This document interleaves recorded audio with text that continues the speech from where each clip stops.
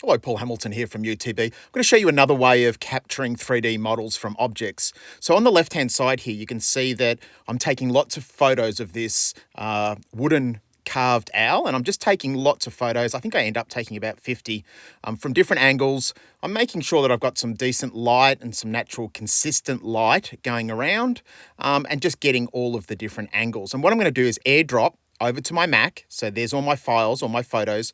I'm opening up the PhotoCatch app and I'm just clicking on that folder to load them all together. So this is using object capture, and it's an app that really does a great job of getting great detail in your objects. So you can see here, it's rendering and getting all the textures and extracting and doing all that fun stuff in the back end of putting those different photos together, putting together the depth and trying to get to a point where it's a 3D model. Now, I've sped this up a little bit. This will take a little bit longer than what you're seeing on here, but that's done. You can see there, the detail's pretty good. I didn't capture the bottom so well, but that's okay. I can go back and have another go at it, and I'm just going to export as a USDZ, because that will allow me in a minute to then airdrop that USDZ file over to my mobile device, an iPad or an iPhone. And on the right-hand side here, you'll see that I've got my owl USDZ file on the right here, and I'm going to tap that and open it up. See, there it is down the bottom.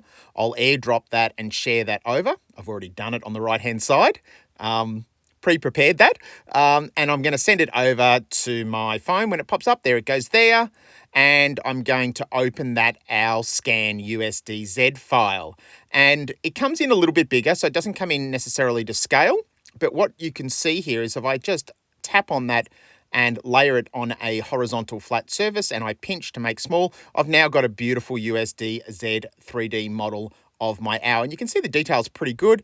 I need to spend a little bit of time on the bottom, maybe play around with the background that I'm scanning on and taking the photos on. But you can see there the detail's pretty good.